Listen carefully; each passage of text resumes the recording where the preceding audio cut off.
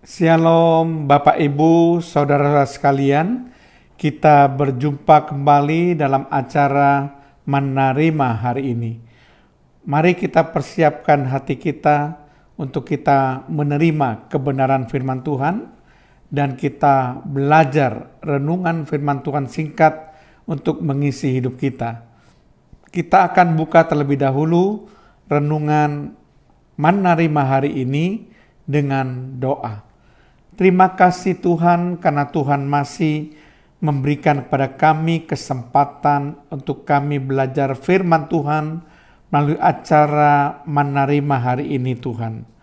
Kami tahu bahwa firman-Mu adalah pelita bagi kaki kami dan terang bagi jalan kami. Betapa pentingnya firman Tuhan yang bisa menuntun hidup kami di dalam jalan kebenaran. Terpujilah nama-Mu Tuhan, di dalam nama Tuhan Yesus Kristus. Kami peraskan doa kami dan mengucap syukur. Haleluya. Amin. Shalom Bapak Ibu, Saudara-saudara sekalian. Topik yang akan kita bahas dalam acara Menerima hari ini adalah milikilah sudut pandang yang benar. Sekali lagi, topik yang akan kita bahas dalam acara Menerima hari ini adalah milikilah sudut pandang yang benar.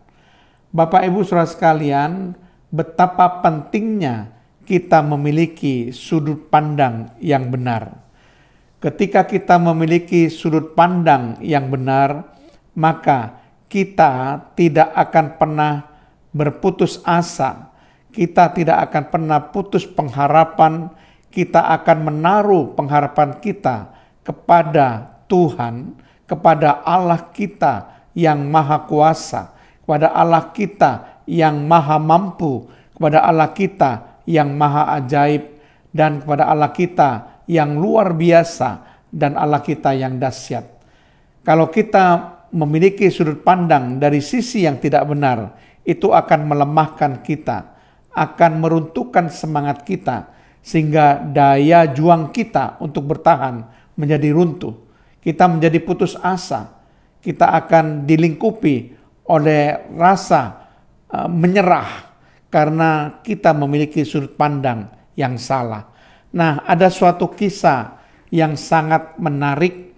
Ini juga merupakan suatu kisah nyata yang terjadi beberapa tahun yang lalu, ketika sebuah perusahaan sepatu yang besar dari Amerika bermaksud mengirim 2 orang agen yang mewakili perusahaan sepatu itu untuk mengadakan survei apakah sepatu itu bisa dijual ke berbagai wilayah pedalaman di Australia.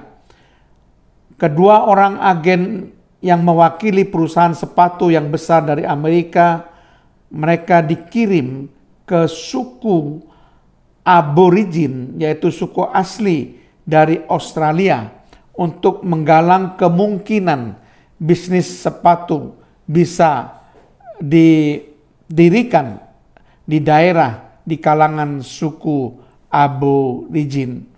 Beberapa waktu kemudian, ketika 2 orang agen perwakilan perusahaan sepatu tersebut sampai di kalangan suku aborigin dan mereka mengadakan survei, mereka mungkin mewawancarai beberapa orang dari suku aborigin, maka melaporlah hasil dari survei dari 2 orang agen ini kepada pihak perusahaan dengan mengirimkan telegram.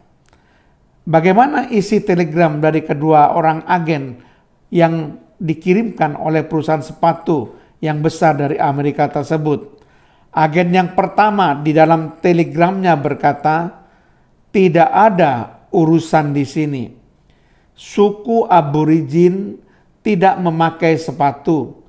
Percuma saja kalau kita tawarkan sepatu kepada mereka. Jadi ini adalah hasil telegram yang dikirim oleh agen yang pertama. Kemudian hasil bunyi telegram yang dikirim oleh agen yang kedua itu bunyinya berbeda. Di dalam telegram tersebut dikatakan ada peluang besar di sini. Orang aborigin sekarang tidak memakai sepatu. Bayangkan jika kita dapat meyakinkan mereka dan merubah pikiran mereka, maka perusahaan kita akan menjadi perusahaan pertama yang bisa menyuplai kebutuhan sepatu seluruh suku aborigin di sini. Tentu saja perusahaan kita akan meraih keuntungan yang amat sangat besar dan kita bisa merajai pasar sepatu di suku aborigin. Nah, Bapak Ibu Saudara sekalian, kenapa terjadi perbedaan dari isi laporan survei dari dua orang agen ini? Karena mereka mempunyai sudut pandang yang berbeda.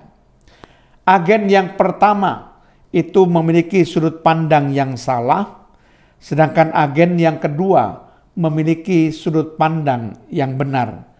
Agen yang pertama, dia memiliki sudut pandang yang penuh dengan keputusasaan. Dia sepertinya tidak memiliki harapan karena orang aborigin tidak memakai sepatu.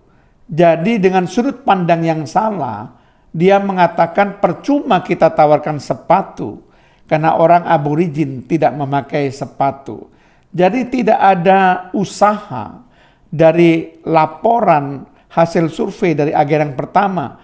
Bagaimana kalau seandainya dia bisa merubah pikiran dan cara berpikir dari suku aborigin sehingga dia bisa mengerti manfaatnya memakai sepatu. Tentu kan hasilnya akan berbeda.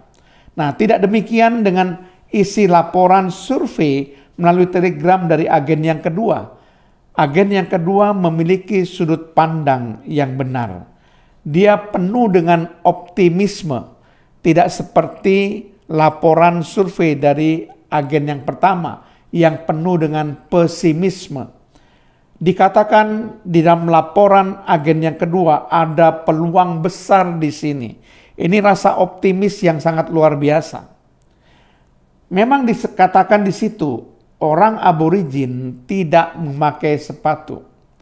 Tetapi kalau kita dapat merubah cara berpikir dari orang aborigin dan memberikan penyuluhan betapa bermanfaat memakai sepatu, nah ketika cara berpikir orang dari aborigin ini sudah diubahkan melalui penyuluhan-penyuluhan, maka dapat dibayangkan bagaimana perusahaan sepatu dari Amerika ini akan merajai pasar. Karena adalah perusahaan pertama sepatu yang diedarkan di kalangan suku aborigin. Tentu akan menghasilkan keuntungan yang amat sangat besar. Jadi saudara sekalian, sudut pandang yang benar itu akan mendatangkan keuntungan yang besar. Sudut pandang yang benar akan menghasilkan semangat, menghasilkan daya juang, menghasilkan optimisme. Sebaliknya, sudut pandang yang salah akan melahirkan keputusasaan. Tidak ada pengharapan, kecilnya daya juang, bahkan rasa pesimisme yang besar. Jadi tidak ada upaya daripada orang yang memiliki sudut pandang yang salah untuk berjuang membalikkan keadaan. Tidak ada. Hanya orang yang memiliki sudut pandang yang benar, yang punya upaya membalikkan keadaan menjadi suatu kemenangan yang pasti. Nah, apa yang dikatakan di dalam Alkitab yang menggambarkan hal yang sama itu terdapat di dalam Bilangan pasal yang ke-13 ayat ke-31 sampai 33. Di situ dikatakan, tetapi orang-orang yang pergi ke sana bersama-sama dengan dia berkata, kita tidak dapat maju menyerang bangsa itu karena mereka lebih kuat daripada kita. Ayat 32, juga mereka menyampaikan kepada orang Israel kabar busuk tentang negeri yang diintai mereka, dengan berkata negeri yang telah kami lalui untuk diintai adalah suatu negeri yang memakan penduduknya. Dan semua orang yang kami lihat di sana adalah orang-orang yang tinggi-tinggi perawakannya. Ayat 33, juga kami lihat di sana orang-orang raksasa, orang enak yang berasal dari orang-orang raksasa. Dan kami lihat diri kami seperti belalang, dan dengan demikian juga mereka terhadap kami. Nah, saudara sekalian, di ceritanya Musa itu membentuk 12 pengintai yang dibagi menjadi 2 rombongan. Rombongan pertama terdiri dari 10 orang, dan rombongan kedua terdiri dari 2 orang, yaitu Yosua dan Kaleb. Rombongan yang pertama dan 10 orang ini melaporkan dari sudut pandang yang salah. Ketika Musa menyuruh untuk mengintai negeri Kanaan, negeri perjanjian untuk diselidiki, selama 40 hari mereka mengintai negeri perjanjian. Dan setelah 40 hari pengintaian, ke-10 orang ini memberikan laporan bahwa negeri Kanaan itu adalah negeri yang memakan penduduknya. Dan orang-orangnya tinggi-tinggi perawakannya, dan orang-orangnya merupakan orang raksasa, orang enak yang berasal dari keturunan orang-orang raksasa, sehingga diri kami seperti belalang. Jadi karena sudut pandang yang salah inilah, maka ada rasa pesimisme untuk bisa menaklukkan negeri Kanaan.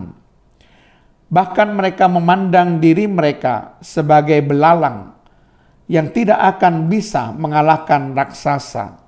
Itu sebabnya sudut pandang yang salah ini akan sangat merugikan, mematahkan semangat juang, dan tidak akan menghasilkan kemenangan.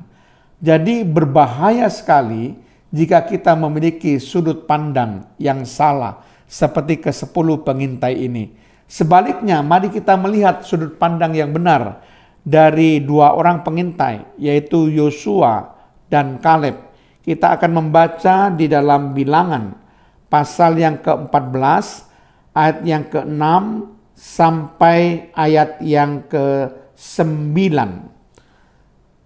Bilangan 14, ayat yang ke-6, dikatakan demikian, tetapi Yosua bin Nun dan Kaleb bin Yefune, yang termasuk orang-orang yang telah mengintai negeri itu, mengoyakkan pakaiannya, ayat 7, dan berkata kepada segenap umat Israel, negeri yang kami lalui untuk diintai itu adalah luar biasa baiknya. Ayat 8, jika Tuhan berkenan kepada kita, maka Ia akan membawa kita masuk ke negeri itu dan akan memberikannya kepada kita, suatu negeri yang berlimpah-limpah susu dan madunya. Ayat 9, hanya janganlah memberontak kepada Tuhan, dan janganlah takut kepada bangsa negeri itu, sebab mereka akan kita telan habis. Yang melindungi mereka sudah meninggalkan mereka, sebab Tuhan menyertai kita. Janganlah takut kepada mereka. Nah, Bapak Ibu, saudara-saudara sekalian, apa yang dilihat oleh Yosua dan Kaleb ini sama dengan apa yang dilihat oleh 10 pengintai. Memang penduduknya adalah tinggi-tinggi besar perawakannya. Penduduknya adalah orang-orang raksasa keturunan enak. Tetapi yang luar biasa, apa yang dikatakan oleh Yosua dan Kaleb di sini, jika Tuhan berkenan pada kita, maka Ia akan membawa kita masuk ke negeri itu dan akan memberikannya kepada kita. Luar biasa. Kalau ke-10 orang pengintai itu mendasarkan pandangannya pada kehebatan musuhnya. Sedangkan Yosua dan Kaleb mendasarkan sudut pandangnya pada kehebatan Tuhan. Bahkan dikatakan di sini, janganlah takut kepada bangsa negeri itu. Maksudnya sekalipun perawakannya tinggi-tinggi dan mereka menjadi seperti orang raksasa, sebab mereka akan kita telan habis. Luar biasa. Jadi sungguh-sungguh Yosua dan Kaleb memiliki sudut pandang yang benar, yang mendasarkan pandangannya pada kehebatan Tuhan, bukan kehebatan musuhnya. Itulah sebabnya ketika memiliki sudut pandang yang benar, maka kita akan mewarisi negeri yang dijanjikan oleh Tuhan, yaitu negeri perjanjian. Itu yang telah terjadi bagi bangsa Israel di bawah pimpinan Yosua dan Kaleb. Karena memiliki sudut pandang yang benar, akhirnya mereka betul-betul memasuki negeri Kanaan yang berlimpah susu dan madu. Daya juangnya tidak turun, tapi semangat tinggi, semangat juang yang sangat luar biasa, karena kehebatan Tuhan itu menjadi andalan mereka. Jadi mari Bapak Ibu, kita memiliki sudut pandang yang benar. Jangan memiliki sudut pandang yang salah. Dasarkanlah sudut pandang saudara pada kehebatan Tuhan, jangan kepada kehebatan manusia. Amin. Mari kita berdoa. Terima kasih Tuhan kalau hamba-Mu sudah menyampaikan kebenaran firman-Mu, supaya dalam hidup kami ini Tuhan, kami selalu memiliki sudut pandang yang benar, di mana kami percaya dan mendasarkan sudut pandang kami pada kehebatan Tuhan, bukan pada kehebatan manusia. Maka kami akan menjadi orang-orang yang berhasil, orang-orang yang menang, dan selalu kami akan melangkah bersama dengan Tuhan. Musuh tidak akan pernah bisa berhasil melawan kami, karena kami bersama dengan Tuhan. Kami memiliki Tuhan yang hebat, Tuhan yang luar biasa. Terima kasih Tuhan. Di dalam nama Tuhan Yesus Kristus, kami melepaskan doa kami dan mengucap syukur. Haleluya. Amin.